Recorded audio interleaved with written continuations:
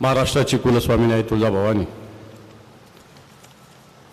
सह्याद्रीचा जाणता राजा छत्रपती शिवराय, हिंदू हृदय सम्राट शिवसेना प्रमुख श्रीमान बाळासाहेब ठाकरे यांना मानवंदना। आजच्या या उमरखेडच्या जनसंवाद मेळ्यासाठी मार्गदर्शन करण्यासाठी उपस्थित असलेले शिवसेनेचे पक्षप्रमुख माननीय उद्धवजी ठाकरे साहेब, व्यासपीठावर उपस्थित शिवसेनेचे नेते माननीय संजयजी राऊत साहेब, संपर्क प्रमुख बबनरावजी थोरात साहेब, नागेश पाटील आष्टीकर, माजी मंत्री संजूभाऊ देशमुख, डॉक्टर जयप्रकाशजी मुंदडा, आदरणीय सुनील महाराज, संपर्क प्रमुख राजेंद्रजी गायकवाड साहेब, प्रवीण शिंदे, गोपू पाटील, सुभाषराव वानखेडे, सर्व व्यासपीठावरील माता भगिनी, पदाधिकारी, समोर उपस्थित माता भगिनी आणि बांधवांनो, खरं तर यवतमाळला मागच्याच आठवड्यात दौरा 4-5 दिवसापूर्वी वाशिम आणि यवतमाळचा दौरा झाला आणि या दौऱ्यामध्ये फिरत असताना यवतमाळ असो, हिंगोली असो, नांदेड असो की पलीकडे बुलढाणा असो, या सगळ्या ठिकाणी उद्धवजी ठाकरे साहेबांचे मेळावे होत असताना उन्हातान्हात सुद्धा प्रचंड संख्येने लोक या सगळ्या जनसंवाद मेळाव्यास उपस्थित राहतात। खरं तर ऊन म्हणतो मी अशा प्रकारची स्थिती आहे, पण या कडक उन्हामध्ये सुद्धा आपण आज माननीय उद्धवजी ठाकरे साहेबांच्या प्रेमापोटी मोठ्या संख्येने इथं उपस्थित आहात। आणि मला वाटतं ही उपस्थितीच येणाऱ्या काळात कित्येक आपल्या इथले काही लोक गद्दारी केली असतील, पण तो पुन्हा एकदा भगवा डौलाने दिल्लीवर नेण्याचा संकल्प निश्चित या भागातून झालेला आहे। ठीक आहे, कित्येक येतात जातात, गद्दारी झालेली आहे। शिवसेनेला काय या महाराष्ट्राला गद्दारी नवीन नाही आहे, मग छत्रपती शिवरायाच्या काळापासून तर आजच्या काळापर्यंत गद्दारी गद्दारी गद्दारी। पण ही गद्दारी होत असताना विजय हा निष्ठेचाच होत असतो, हेही सगळ्यांनी लक्षात ठेवलं पाहिजे। गद्दारी करून एखादा कारखाना घेता येत असेल, एखादा पार्टनर ठाण्याचा घेता येत असेल इथल्या एखाद्या कारखान्यामध्ये, बरोबर आहे ना? साखर कारखान्यात पार्टनर कोण आहे? हां, इथल्या खासदारांनी एक कारखाना घेतला साहेब चालवायला, पण त्याच्यामध्ये पार्टनरशिप ठाण्याच्या एका खासदाराची आहे। पण काय स्थिती या कारखान्याची? आपला ऊस नेला जसाच्या तसा पडलेला आहे का नाही? मग तुम्ही कारखाना घेतला, कारखाना चालवायचा म्हणता, मग हा कारखाना कोणासाठी आहे? तर सर्वसामान्य माणसाचा ऊस जर तुम्ही उभा केला असेल आणि हा उभा ऊस जर उभ्या जळत असेल तर तुम्हाला सुद्धा तुमचे सुद्धा हाल या निवडणुकीत असेच केले जाईल, हे तुम्हाला ठणकावून सांगावं लागणार आहे, लक्षात ठेवा।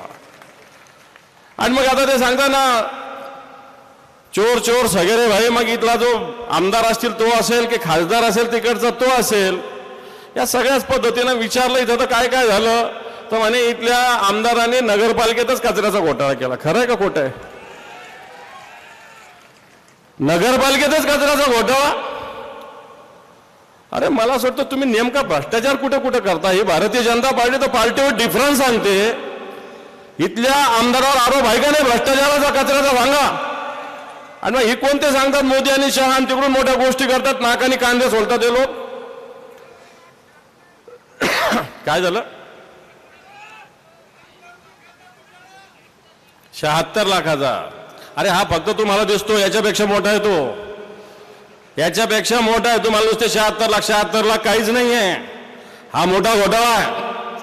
आणि म्हणून मला असं वाटतं या ठिकाणी सर्वसामान्य माणूस राहतो, या ठिकाणी आदिवासी राहतो, बंजारा समाज मोठ्या प्रमाणात राहतो, मोठ्या प्रमाणावर बहुजन समाज या ठिकाणी राहत असताना या प्रत्येकावर अन्यायाची भूमिका घेतलेली आहे। आज या भागामध्ये शेतकरी, कास्तकार, मग सोयाबीन घेतो, कापूस घेतो। आज मला असं वाटतं मागच्या काळात मोठ्या प्रमाणावर गारपीट झाली, इथं तर मागच्या महिन्यात सुद्धा झाली, बरोबर आहे का नाही? गारपीट झाली, आधी झाली, मध्ये झाली, शेतकऱ्याला विमा मिळाला? 1 रुपयात विमा सांगितला गेला, हा विमा कोणाला दिला, हा विमा कोणाला मिळाला? भारतीय जनता पार्टीच्या त्या कोणता तो इलेक्ट्रॉल बॉन्डमध्ये गेला की काय काय लोकांच्या खात्यात का नाही आला? या लोकांच्या खात्यामध्ये हा विमा आलेला नाही. मला असं वाटतं हा विमा भारतीय जनता पार्टीच्या इलेक्ट्रॉल बॉन्डमध्ये गेलेला काय अशा प्रकारची स्थिती आहे. आपण या तालुक्यामध्ये आज विम्यापासून लोक वंचित आहे. सोयाबीनची स्थिती आपल्या सगळ्या या विदर्भात असेल, मराठवाड्यात असेल, सोयाबीन आपण मोठ्या प्रमाणावर घेतो. या सोयाबीनला 10-10 हजार रुपयापर्यंतचा भाव होता, आज 4,000 रुपये सुद्धा भाव मिळत नाही अशा प्रकारची स्थिती आहे. आज हे सोयाबीन जे शेतकऱ्यांनी मोठ्या कष्टानं पेरलेलं उगवलेलं सोयाबीन उत्पादन तर बऱ्यापैकी आलं, पण त्याला भाव नाही अशा प्रकारची स्थिती आहे. आणि म्हणून अशा पद्धतीनं जर सोयाबीनला भाव नसेल, कापसाला भाव नसेल, आमचं नुकसान होत असेल, पीक विमा देत नसाल, तर असं सरकार काय जाळायचंय? या सरकारचे मुख्यमंत्री इकडे नांदेडला येऊन बोलले होते की हा महाराष्ट्र आत्महत्या मुक्त करू. पण लाज वाटली पाहिजे आपल्याला सगळ्यांनाच, या महाराष्ट्रातील सत्ताधाऱ्यांना, की या यवतमाळमध्ये सगळ्यात जास्त देशातल्या आत्महत्या या यवतमाळ एकट्या जिल्ह्यात झालेल्या आहे. सगळ्यात जास्त आत्महत्या. आणि म्हणून सगळ्यात जास्त यवतमाळ सारख्या ठिकाणी आत्महत्या होते. आणि म्हणून अशा पद्धतीने आत्महत्या होत असेल तर मला असं वाटतं आत्महत्या करायला भाग पाडणार हे सरकार आहे. कारण या सरकार या बळीराजाला न्याय देत नाही, या शेतकऱ्याच्या शेतमालाला भाव देत नाही. दिल्लीत संसदेतून भाषणं केले जातात, घोषणा केल्या जातात, स्वामीनाथन आयोगाच्या उत्पादन खर्च दुप्पट करून सांगितलं जातं, परंतु दुप्पट करण्याची धमक आमच्या मनगटात या शेतकऱ्याच्या, पण त्याला भाव मिळत नाही अशा प्रकारची स्थिती आहे. म्हणून शेतकऱ्याची परिस्थिती असताना आपल्याला माहिती आहे या राज्यामध्ये 2019 मध्ये उद्धवजी ठाकरे साहेब मुख्यमंत्री झाले होते. उद्धवजी ठाकरे साहेब आपण म्हणतो मुंबईचे, पण या महाराष्ट्राचा जाणता राजा म्हणून उद्धवजी ठाकरे साहेब आहे. आल्या आल्या पहिला निर्णय घेतला होता 2 लाख रुपयाच्या कर्जमाफीचा, घेतला होता का नाही? मिळाले होते का नाही आपल्याला? फक्त एक अंगठा थंब, एक अंगठा आपल्याला द्यावा लागला होता. 2 लाखाची कर्जमाफी भेटली होती.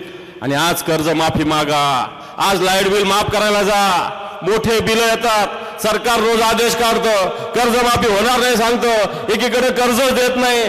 कर्ज जर एखाद्या कर्ज मिळालं उगवलं तर त्याला भाव मिळत नाही, कर्ज फेडायचं कुठून अशा प्रकारची स्थिती शेतकऱ्यासमोर निर्माण झाली. म्हणून बांधवांनो, खऱ्या अर्थानं शेतकऱ्याला न्याय देणारं सरकार उद्धवजींच्या काळात होतं.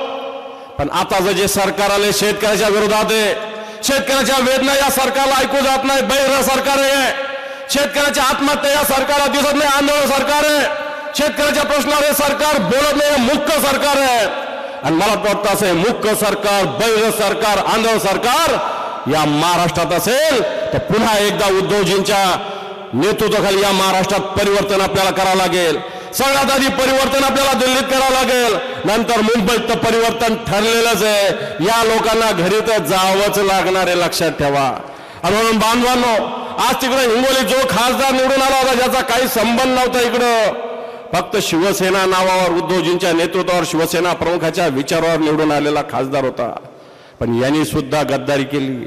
गद्दारी करून स्वतःचे पोट भरण्याचं काम केलं, स्वतःचे खाते भरण्याचं काम केलं, स्वतःची प्रॉपर्टी वाढवण्याचं काम केलं, परंतु या भागातील जनतेला न्याय देण्याचं काम केलं नाही. खासदार असेल, आमदार असेल, आमदार सुद्धा भ्रष्टाचारात बरबडलेला. मी तर सहज फोन केला, छत्रपती शिवाजी महाराजांचा पुतळा येऊन 2 वर्ष 3 वर्ष झाले साहेब. पण साधा पुतळा लागणार आहे, चूक आहे का? बरोबर आहे. छत्रपती शिवाजी महाराजांचा पुतळा या उमरखेडमध्ये येऊन पडला, नगरपालिकेमध्ये 2 वर्ष झालं. पण हे छत्रपती शिवरायाचं नाव सांगतात, पण छत्रपती शिवरायाचा पुतळा सुद्धा हे सरकार, इथली नगरपालिका, इथल्या आमदारांनी उभा केला नाही बांधवांनो. आणि म्हणून मी आपल्याला आवाहन करेल की उद्धवजी ठाकरे साहेब उन्हातान्हात या महाराष्ट्रात फिरतात, सर्वसामान्य शेतकऱ्याच्या हितासाठी, सर्वसामान्य जनतेला न्याय देण्यासाठी. म्हणून येणाऱ्या काळामध्ये बोल घेवडे लोक बसलेले. आज परवाच्या दिवशी मोठी सभा मुंबईला झाली. ही मुंबईला झाली असताना मला असं वाटतं ज्या ठिकाणी राहुल गांधी यांनी भाषण केलं, या देशामध्ये मागच्या आठवड्यामध्ये एक मोठा स्फोट झाला, इलेक्ट्रो बॉन्ड नावाचा स्फोट झाला. या स्फोटामध्ये साहेब आपण काल कळमनुरीला भाषण करत असताना सांगितलं की एक कंपनी आहे, ही कंपनी मेगा इंजिनिअरिंग नावाची कंपनी, आपण तिथं आरोप केला होता मेट्रो आणि रस्त्यामध्ये मोठ्या प्रमाणावर काम या महाराष्ट्रात या कंपनीला दिलं गेलेलं आहे. पण साहेब कालच रात्री माहिती आली, इथं मराठवाड्यामध्ये जवळपास कृषी योजनेसाठी 3000 एकर जमीन या कंपनीला दिली. 3000 एकर पूर्ण एका कंपनीला दिली गेली आहे. म्हणजे चंदा लो और धंदा लो अशा प्रकारे चंदा दो और धंदा लो या कंपन्या भ्रष्टाचाराने बरबडलेल्या कंपन्या पाळण्याचं काम राज्याचं आणि केंद्राचं सरकार करतं. मग आता हा भ्रष्टाचार सुद्धा आपल्याला निपटावा लागेल. हे महाराष्ट्राचं सरकार हे टक्केवारीत गुंतलेलं आहे. मंत्रालयात जा तुम्ही, इथं बरेच लोक जाणकार बसलेले आहे. टक्केवारीशिवाय कोणतंही काम होत नाही. गुंडागर्दी या महाराष्ट्रात वाढलेली आहे. या महाराष्ट्रात दिवसा ढवळ्या भ्रष्टाचारा आणि बंदुकीच्या गोळ्या निघतात. भ्रष्टाचार होता. तुमच्या जिल्ह्याचा पालकमंत्री यांनी त्यावेळेस साहेबांनी मला वाटतं सेवालाल महाराजाच्या ट्रस्टच्या नावाने नवी मुंबईला जागा दिली. यांनी स्वतःच्याच नावावर करून घेतली. संजय राठोड जे पालकमंत्री स्वतःच्याच नावावर जमीन करून घेतली. या सर्वसामान्य समाज जो वाडी तांड्यावर राहतो, मुंबईत येतो, याची मुलं काहीतरी तुरळक मुलं मुंबईला शिकायला जातात, त्याच्यासाठी जागा दिली होती. यांनी स्वतःच्या ट्रस्टच्या नावावर केली. आणि म्हणून मला असं वाटतं अशा प्रकारचं नेतृत्व आपल्याला झेडकारावं लागेल. शेतकऱ्याला न्याय देणारं नेतृत्व येणार का उभा करावं लागेल. आणि हे नेतृत्व देण्याची धमक फक्त उद्धवजी ठाकरे साहेबांमध्ये. आणि म्हणून आपण उद्धवजी ठाकरे साहेबांच्या मागे पुन्हा एकदा ताकदीने उभा राहण्याचा संकल्प करूया. एवढं सांगतो आणि थांबतो. जय हिंद, जय महाराष्ट्र. एबीपी माझा, उघडा डोळे बघा नीट.